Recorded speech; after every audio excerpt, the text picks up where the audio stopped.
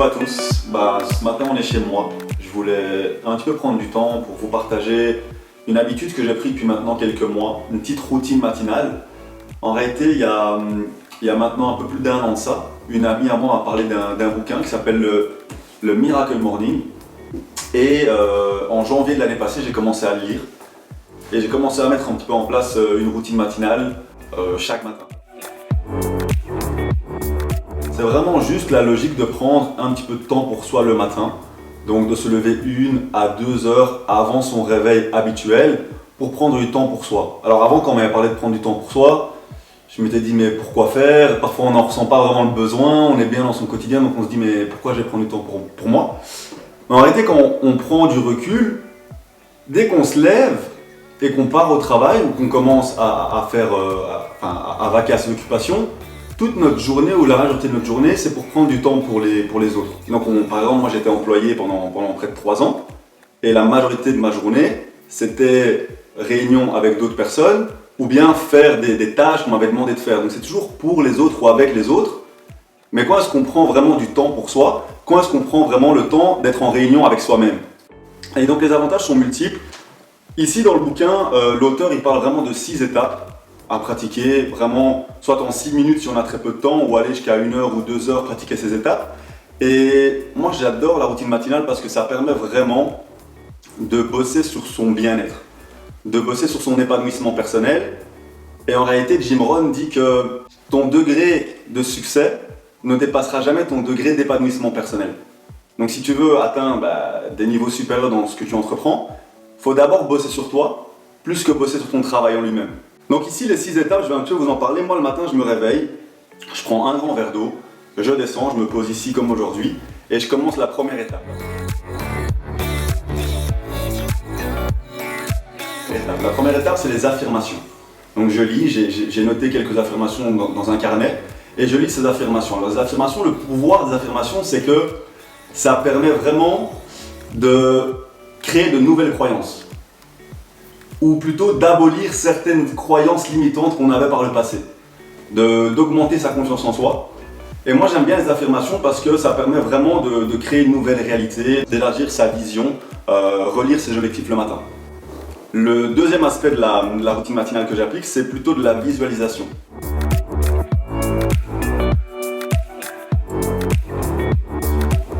Alors ça a été pour moi le plus compliqué. Je ne savais pas trop quoi visualiser en fait le matin. La visualisation, c'est concrètement visualiser la vie de rêve que tu voudrais avoir ou visualiser ce que tu voudrais faire de ta vie. Par exemple, quand on est dans l'entrepreneuriat, on veut réussir, mais c'est quoi pour toi la réussite? Comment tu la matérialises? Qu'est-ce que tu vas faire si demain tu commences à avoir plus d'argent? Qu'est-ce que tu en feras?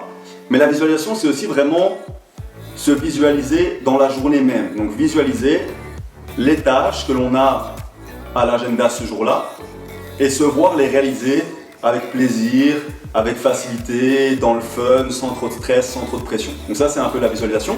Moi ici j'ai accroché au mur un tableau des rêves qui est vraiment des images, plus que des mots, vraiment des images que je regarde et qui me permettent vraiment de visualiser ce à quoi j'aspire, ce que je veux faire, pour qui, pourquoi je le fais. La troisième étape c'est la méditation.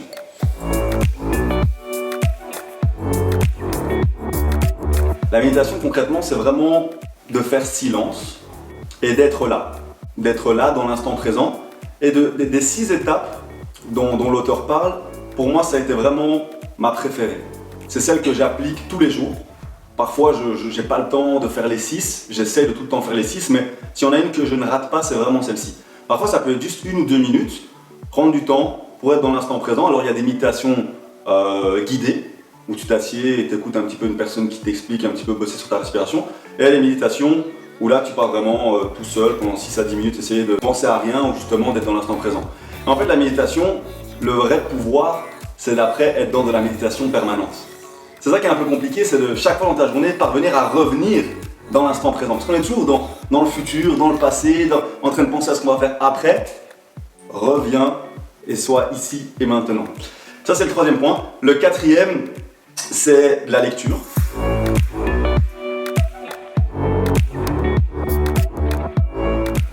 Donc chaque matin, je prends vraiment 10 minutes pour lire. Et celui-là, moi je suis quelqu'un qui de base aime bien lire, mais je lisais que en été. Donc on entend souvent cette phrase, j'ai pas le temps de lire, ou bien je lis en été, en vacances, à la plage. En réalité, le temps, il suffit juste de le prendre. Et l'auteur, Hal Elrod, il explique que si tu prends le temps chaque matin de lire 10 minutes, donc de lire 10 pages, à la fin du mois, ça te fait 300 pages. À la fin de l'année, ça te fait 3600 pages. Donc ça te fait environ 12 à 18 bouquins sur une année. Donc il parle bien de lire des bouquins de non-fiction, donc de développement personnel, des biographies ou des choses qui vont vraiment te permettre d'évoluer dans ton business, dans tes projets ou même sur le plan personnel.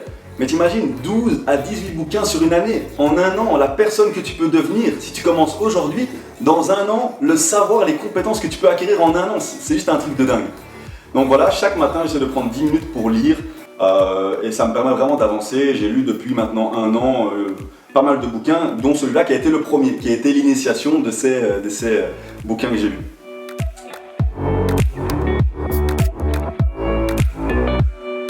Le cinquième point, c'est plutôt de l'écriture. Alors ça, j'ai eu aussi un petit peu plus de mal à l'appliquer.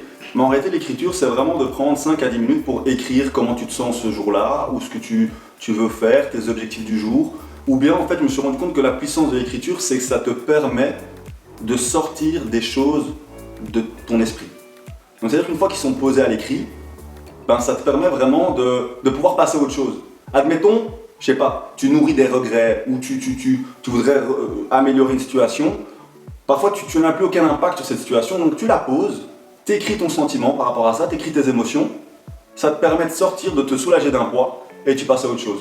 Même chose, tous les matins, je prends vraiment 5 à 10 minutes pour noter mes objectifs du jour, ou bien mes objectifs à long terme sur lesquels je travaille chaque jour. Dans le bouquin, il explique aussi ce pourquoi tu es fier, ce pourquoi tu es reconnaissant, écris-le chaque jour, et puis à quoi tu t'engages pour aujourd'hui ou pour demain, par exemple. Donc ça, c'était le cinquième point, et le dernier point, c'est du sport. Donc ici, il parle d'activité physique. Donc soit tu choisis quelque chose où tu vas un petit peu augmenter le rythme cardiaque, cardio où tu vas courir, ou bien lui, il recommande, c'est quelque chose que j'ai mis en application, du yoga ou un peu d'étirement, du stretching, donc du yoga stretching. Le yoga, ça a vraiment été une découverte pour moi, j'en pratiquais jamais. Et en fait, ça permet vraiment de prendre le temps, 5 à 10 minutes, de faire quelques pauses, quelques postures, de s'étirer, de réveiller un petit peu le corps. C'est juste parfait et ça fait vraiment énormément de bien. Donc ça, c'est un petit peu ma routine matinale. J'explique aussi les pourquoi je les applique. Et en fait, moi, ce que je trouve vraiment intéressant, les bienfaits d'une routine matinale, c'est que si tu arrives à te lever tous les matins, tu vas commencer à créer une discipline dont tu auras besoin dans toutes les sphères de ta vie, en fait. Parce que la discipline, c'est vraiment l'essence de tout ce que tu vas entreprendre, c'est d'être discipliné dans ce que tu fais. Si tu arrives à être discipliné pendant 30 ou 40 jours et après garder cette discipline dans le temps, te lever tous les jours à la même heure, peu importe la qualité de ton sommeil, peu importe l'heure à laquelle tu vas dormir, peu importe ce qui s'est passé la veille ou ce que tu vas avoir dans ta journée, tu vas commencer à développer une discipline et c'est vraiment la clé de toute réussite.